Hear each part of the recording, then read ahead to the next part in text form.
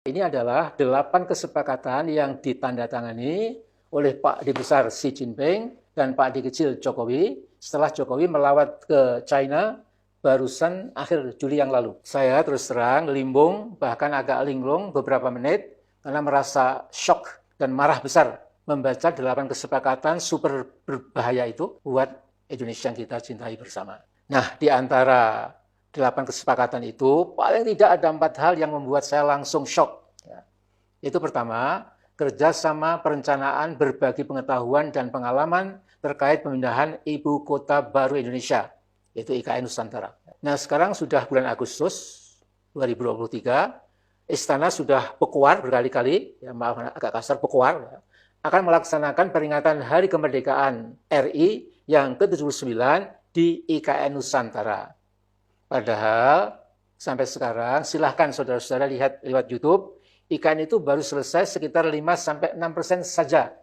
Memang ada channel tertentu yang mencoba ngibul yang mengatakan sudah selesai 30%. Nah, Luhut mengatakan tetap optimis bisa selesai tepat waktu dengan mengatakan sudah ada kesepakatan dengan Cina yang akan ikut membantu penyelesaian IKN Nusantara.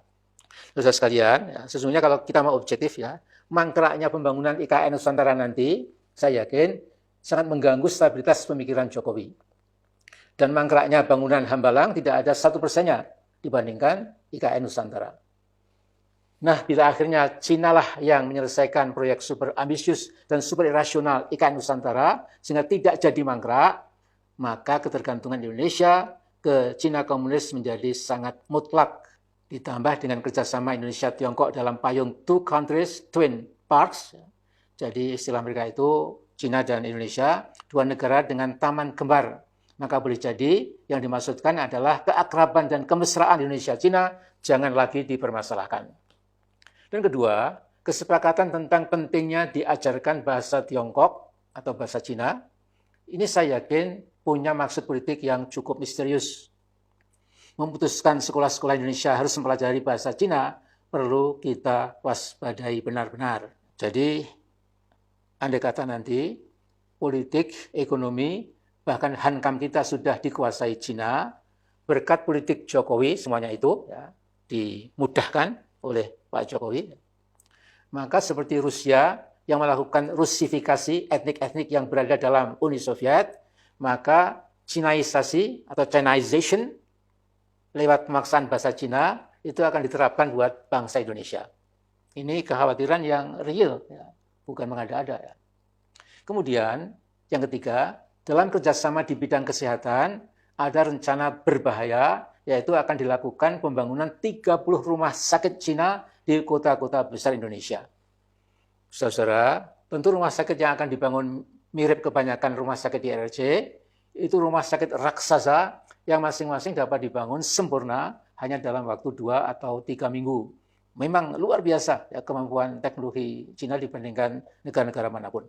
Nah, bisa kita bayangkan bila di pusat-pusat pertambangan ribuan orang Cina atau Tionghoa sudah berkeliaran bebas seperti warga negara kelas 1, nanti di kota-kota besar kita juga akan lihat pemandangan yang sama. Mereka tidak bisa berbahasa Indonesia, tetapi lagaknya petentang-petenteng merasa dimuliakan oleh pemerintahan Jokowi, seolah-olah lagi-lagi warga negara nomor 1. Nah, saudara-saudaraku, ada yang keempat, yaitu kesepahaman tentang pusat penelitian dan pengembangan bersama antara Indonesia dan Cina. Nah, karena universitas adalah lembaga terdepan dalam urusan litbang atau research and development, maka di masa depan kampus-kampus kita akan menjadi tuan rumah para peneliti Cina yang malang melintang di kehidupan kampus. Sumber daya alam kita yang berupa minyak, mineral, batu bara, nikel, boksit, emas, bahkan uranium menjadi telanjang bulat di mata Cina. Sehingga negeri atau negara Cina, negara komunis raksasa ini bisa membuat peta yang akurat tentang kekayaan bangsa Indonesia. Nah, pada tahun 2006, TV Liputan 6 itu pernah menyoroti tentang perusahaan Perancis yang telah mengeruk uranium dari Kabupaten Melawi. Menurut sebuah penelitian, di wilayah tertentu Melawi, ya, Kabupaten Melawi, terdapat kandungan uranium yang bisa ditransfer untuk kebutuhan listrik, bisa menghasilkan sebesar 9.000 megawatt untuk jangka waktu 125 tahun ke depan. Nah, Cina yang sedang mengejar kemampuan nuklir Amerika tentu membutuhkan suplai uranium sebanyak-banyaknya dan tentu akan bergembira ria bila diminta Indonesia, baca diminta Jokowi, berduet dengan Indonesia melakukan kegiatan penelitian bersama. Nah, karena Indonesia selalu berposisi mengalah, maka bila uranium kita diboyong ke Cina, kira-kira ya boleh saja. Indonesia pada era Jokowi mendudukkan diri sebagai klien RRC. RRC adalah big boss bagi Jokowi yang aba-abanya ditafsirkan sebagai instruksi atau perintah yang tidak akan ditolak. Juga ribuan tenaga kesehatan Cina nanti akan berkeliaran dan berlagak seperti warga negara kelas 1 di negara yang kita cintai ini. Nah, masalahnya siapa yang harus kita minta pertanggungan jawab atas kolonisasi legal dari Cina atas Indonesia, negara kita? Tentu oknum penguasa puncak yang sangat patuh, sangat taat, sungkem, delosor di hadapan Xi Jinping, siapa lagi kalau bukan Pak Jokowi. Nah, karena itu kita berlomba dengan waktu. We are racing against time. Seluruh sisa waktu Jokowi sebagai presiden pasti akan dimanfaatkan secara maksimal untuk menggenjot proses Chinization Indonesia. Jadi Cinaisasi negara kita. Masalahnya, akankah kita tetap bungkam dan terus diam? Akankah TNI kita andalan satu-satunya yang paling depan dalam melindungi keutuhan bangsa dan kedaulatan negara juga akan diam?